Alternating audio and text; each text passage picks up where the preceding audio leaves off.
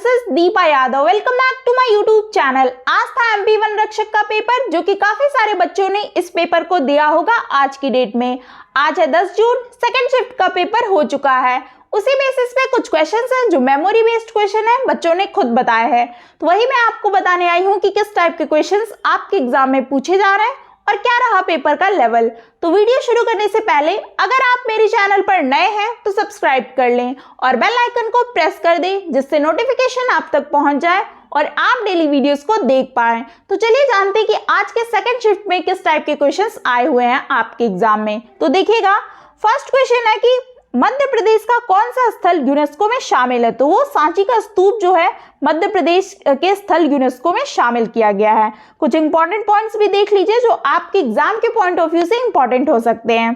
सांची का जो स्तूप को 1989 में यूनेस्को द्वारा विश्व धरोहर स्थल घोषित किया गया था। भारत के मध्य प्रदेश राज्य के रायसेन जिले के सांची कस्बे में एक पहाड़ी की चोटी पर सांची एक बौद्ध परिसर है जो अपने महान स्तूप के लिए प्रसिद्ध है। नेक्स्ट पॉइंट है कि यह मूल रूप से मौर्य सम्राट अशोक महान द्वारा निर्मित किया गया था। तो ये सारे इंफॉर्मेशन आपके लिए इंपॉर्टेंट थी। नेक्स्ट क्वेश्चन देखिएगा, अलीराजपुर जिला किस वर्ष में बनाया गया था। तो ये 2008 में बनाया गया था। तो इससे रिलेटेड भी कुछ पॉइंट्स जान लीजिए कि मुख्यमंत्री श्री शिवराज सिंह चौहान ने 17 मई 2008 को अलीराजपुर को एक अलग जिला घोषित किया और इस तरह एक नई प्रशासनिक इकाई अलीराजपुर का गठन किया गया। जिले का नाम इसके मुख्यालय अलीराजपुर के नाम पर रखा गया, जो अलीराजपुर के पूर्व रियासत की राजधानी थी। और यह पहाड़ी क्षेत्र है और कई निवासी क्या है, भील है। 15वीं शताब्दी में आदिवासी राजाओं द्वारा एक आदिवासी बहुल समुदाय अलीराजपुर क्षेत्र का शासन किया जा रहा था। तो ये सारे क्या है, अलीराजपुर जो जिला है किस वर्ष बनाया गया था, तो वो 2008 में बनाया गया था। तो इस टाइप के आपके क्वेश्चंस आपके एग्जाम में पूछे जा रहे हैं। नेक्स्ट क्वेश्चन देखिएगा कि भारत का संघ लोक सेवा आयोग किस अनुच्छेद के तहत स्थापित किया गया है। तो वो अनुच्छेद 315 में स्थापित किया गया है। देखिएगा कुछ इंपॉर्टेंट पॉइंट कि संघ लोक सेवा आयोग जो यूपीएससी एक केंद्रीय भर्ती संस्था है जो केंद्रीय सेवाओं की अखिल भारतीय सेवाओं और समूह ए और बी की नियुक्ति और परीक्षा के लिए जिम्मेदार है। यूपीएससी का गठन देख लीजिए कब है कि 1 अक्टूबर 1926 को हुआ था। यूपीएससी का मुख्यालय नई दिल्ली में है। यूपीएससी के वर्तमान अध्यक्ष मनोज सोनी है।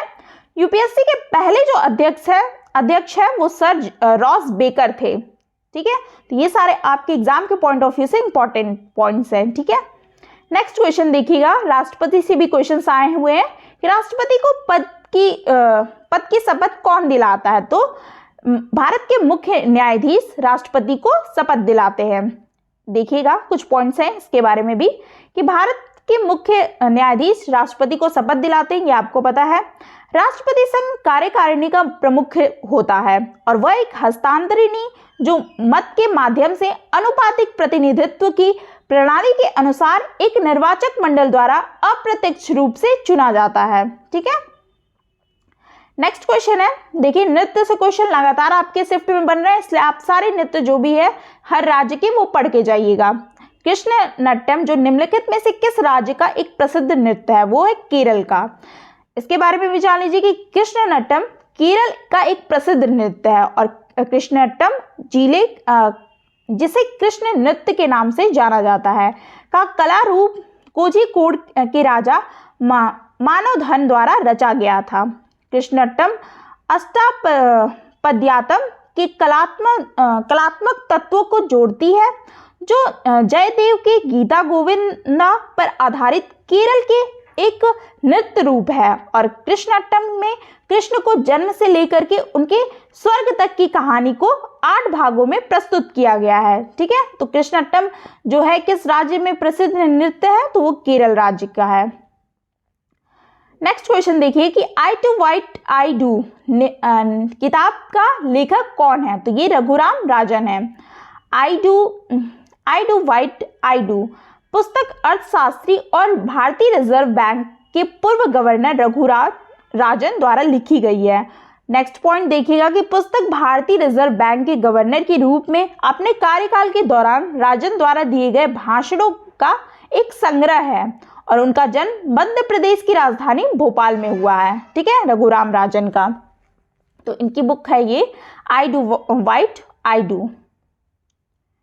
नेक्स्ट क्वेश्चन देखिएगा, ये जनरल साइंस से कुछ क्वेश्चंस है।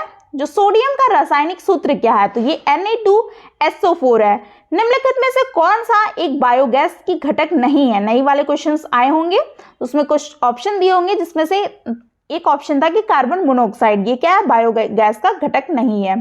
कौन सा एक परमाणविक अणु है? तो वो है ऑर्गन। AB ब्लड ग्रुप वाले अपना रक्त किसे दे सकते हैं? तो वो AB को दे सकते हैं, ठीक है। तो ये इतने ही क्वेश्चंस मुझे मिले थे आज। अब मैं बताऊंगी कि किस टॉपिक से आपके क्वेश्चंस बने हैं। और देखिएगा, मैथ्स में आपके सारे टॉपिक वही हैं।